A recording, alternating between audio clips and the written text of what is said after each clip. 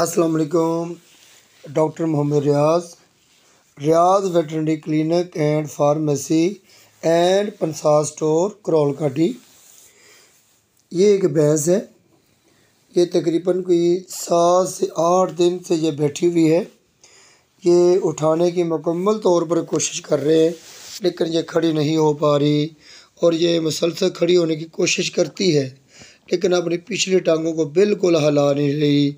और इसके साथ साथ इन्होंने सबसे बड़ी जो मिस्टेक की, वो मिस्टेक ये हुई है, इन्होंने सर्दी से बचाने के लिए इसको आग वगैरह के साथ यानी कि इसको सेक देने की कोशिश की। ये सेक देने के साथ साथ इसने एक साइड जो है वो मुकम्मल तौर पर स्किन में जो आग का जो असर होता है, ऊपर से आबले से बन गए। उन आबलों से पानी वगैरह जो है वो बाहर आ रहा है, यानी कि इसके वाइट सेल्स पहले ही कम थे, तो ये जलने की वजह से इसकी स्किन जल गई है। ये देखो ये क्या सूरत हाल इसने कर दी है। ये स्किन में जो वाइट पानी है वो भी मज़ीद वाइट सेल्स की कमी का सबब बन रहे हैं, और इसकी कुव्वत व मदाफ़त में पहले ही कमी थी, इसके यानी कि जलने की वजह से इसमें बहुत ज़्यादा कमी मज़ीद हो गई थी। अब तो ये चारा वगैरह भी छोड़ गई है। ये भैंस जो है इसका इलाज चैलेंज बन चुका था। ये आदमी भी बहुत गरीब आदमी था। इसने यहाँ ना तो इसकी डिवर्मिंग कभी करवाई इन सब तमाम जानवरों की, और ना ही ये मिर्च मसाले वगैरह या ना अजवाइन या नमक वगैरह का इस्तेमाल करता रहा, बल्कि ये चारा भी अच्छे तरीके से अपने जानवरों को ना डाल सकता था। वंडा तो बहुत दूर की बात है, ये सिर्फ़ खुश्क चारा और ये बहुत कम मिकदार में डालने की वजह से खुराक की कमी का सबसे बड़ा सबब बनता है। खुराक की कमी और डिवर्मी का ना बर वक्त करवाना, और ख़ुराक की मुकम्मल तौर पर कमी की वजह से ये भैंस कमज़ोर होती चली गई। इतनी ज़्यादा कमज़ोर होगी कि ये एडवांस प्रेगनेंट ही ये भैंस बैठ चुकी थी, और साथ ये बैठी बैठी इसका प्रोलैप्स का मसला भी बन गया, क्योंकि ब्रॉड लिगामेंट जो थे, यूट्रस को कंट्रोल करने वाले जो लिगामेंट थे, उनकी कमज़ोरी की वजह से ये भैंस ने अपना प्रोलैप्स जो है एडवांस प्रेगनेंट में ही बाहर निकाल लिया था। तो ये प्रोलैप्स का जो केस था वो इधर ही को नज़दीक डॉक्टर था, उसने ये प्रोलैप्स का केस हैंडल किया। प्रोलैप्स का केस हैंडल करने के बाद इसको यानी कि वो जो डिलीवरी का केस का मसला बाद में बन जाता है वो मसला बन गया, लेकिन ये डिलीवरी का अमल भी बैठे हुए किया गया। तो ये सारे मसाइल जो थे इसके बैठने की वजह से हुए। ये बैठी हुई है, ये खड़ी नहीं हो रही, इसकी डिलीवरी का भी अमल हो गया, प्रोलैप्स का भी अमल हो गया, और इसके साथ साथ जो सबसे अहम मसला वो ये था, इसको सेक देने के लिए, हीट देने के लिए इन्होंने आग जलाई थी। उसकी आग की तपश की वजह से इसकी स्किन जो है वो भी जल गई है। तकरीबन 75% एक साइड पे जो स्किन है जली हुई है, और नीचे वाली टांग जो है मुकम्मल तौर पर यानी कि नी जॉइंट से लेकर ऊपर हिप जॉइंट तक, और ऊपर से जो रीढ़ की हड्डी है यानी कि अपना लंबर वर्टिब्रा, और इसके साथ साथ पेट वाला हिस्सा वो भी जला हुआ था। तो हमने इसका इलाज क्या किया? सबसे पहले तो हमने इसकी तशख़ीस की। तशख़ीस तो खुराक का तो पता चल गया, खुराक का मसला है, और साथ डिवर्मी का मसला है।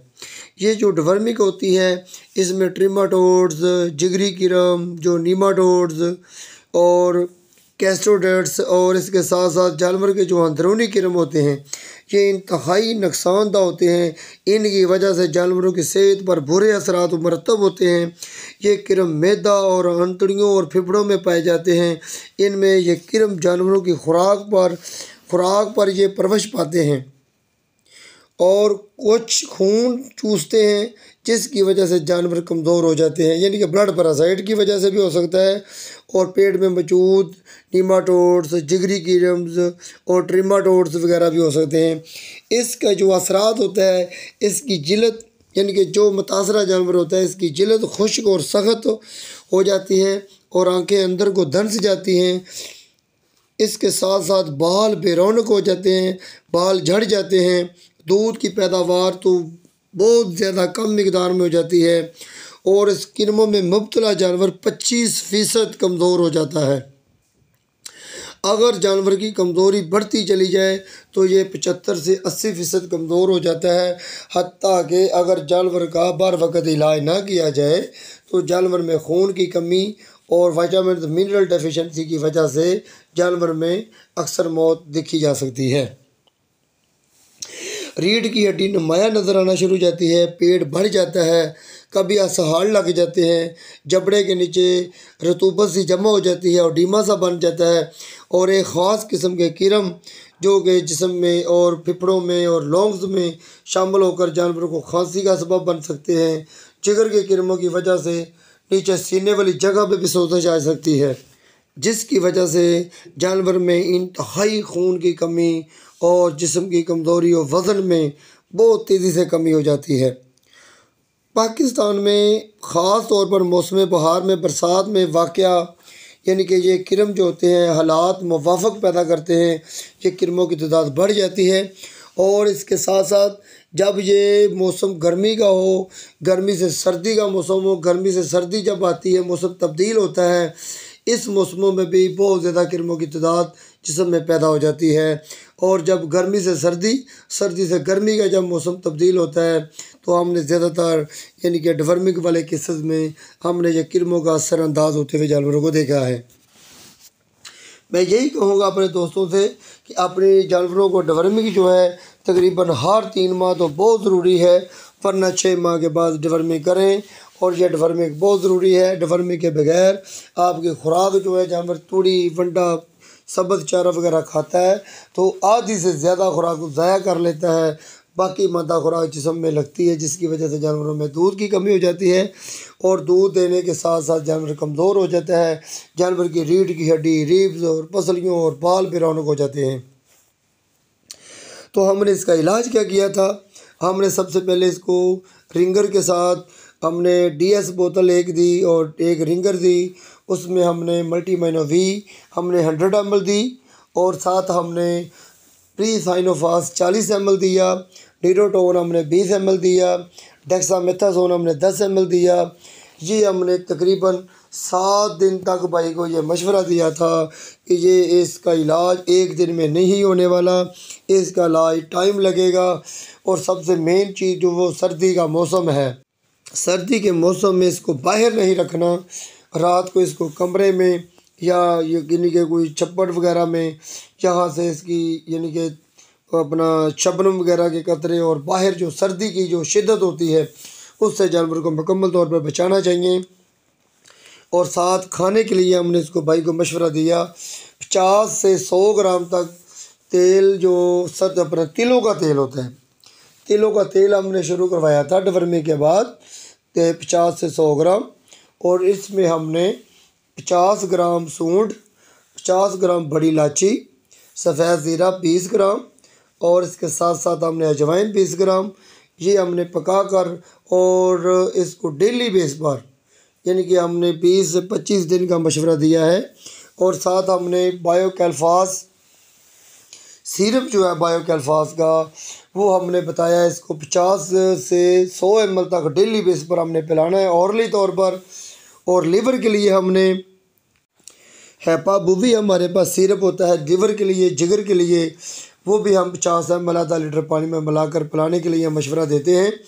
ये हम अपने दोस्तों को मुकम्मल तौर पर कंप्लीट तौर पर ये हम क्यों बता रहे हैं, ताकि अगर कोई जानवर ऐसा गिरा हुआ हो, इसमें जानवरों को सेल करने की बजाय जानवरों का इलाज किया जाए, जानवरों के इलाज में तवज्जो दी जाए, तो अल्हम्दुलिल्लाह मेरी तो यही कोशिश होती है। जो जानवरों को कोई भी ना इलाज कर सके हम लोगों को बताएं, हम अपने भाइयों को, दोस्तों को, डॉक्टरों को बताएं जो फील्ड में काम करते हैं, आप इनको हाथ डालें, इनका इलाज करें, फार्मर को मुतमईन करें। उनको ये सबसे मेन चीज़ होती है फार्मर को मुतमईन करना। अगर आपने फार्मर को मुतमईन कर लिया तो फिर वो आपको इलाज करने की इजाज़त देगा। आप जायज़ मुनासिब रेट पर चलें, अगर ज़्यादा फ़ीस लेंगे तो फार्मर यानी कि बदजन हो जाएगा, जिसकी वजह से वो कंप्लीट इलाज नहीं करवा सकेगा, जिसकी वजह से ये इस भैंस की, इसकी मालिक की भैंस मर सकती है या फिर ये सेल कर सकता है। आप ऐसी कोशिश करें, इलाज भी करें और बर वक़्त और इसके साथ साथ मुनासिब तरीके से इलाज करें, ताकि किसी किस्म का मालिक के ऊपर बोझ भी ना बन सके। और इसको सबसे मेन चीज़ होती है मालिक को समझाना और इसके साथ साथ उसको इत्मीनान दिलवाना। जब वो मुतमईन हो जाए तो आप इलाज करें। मेरी तो कोशिश यही होती है, मैं अपने दोस्तों को बाज़ दफ़ा यही कह देता हूँ, आप इलाज करें। जब आपकी भैंस ठीक हो जाएगी तो आप हमें पैसे दे दें, पेमेंट का कोई मसला नहीं। जब किसी का जानवर बच जाता है तो वो कोई जानवर के यानी कि बचे हुए जानवर के पैसे नहीं रखता, वो आपको 1 माह के बाद, 2 माह के बाद, 20 दिन के बाद दे ही देता है। अगर जानवर का यानी कि मालिक जो है कमज़ोर है, गरीब है, तो आप उसकी ज़रूर मदद करें। और मदद करने से अल्लाह की ज़ात भी खुश होती है। और अगर जानवर बच जाए तो वो जानवर भी आपको दुआएं देगा, उसकी दुआओं की वजह से आपके रिज़्क़ में इजाफ़ा होगा।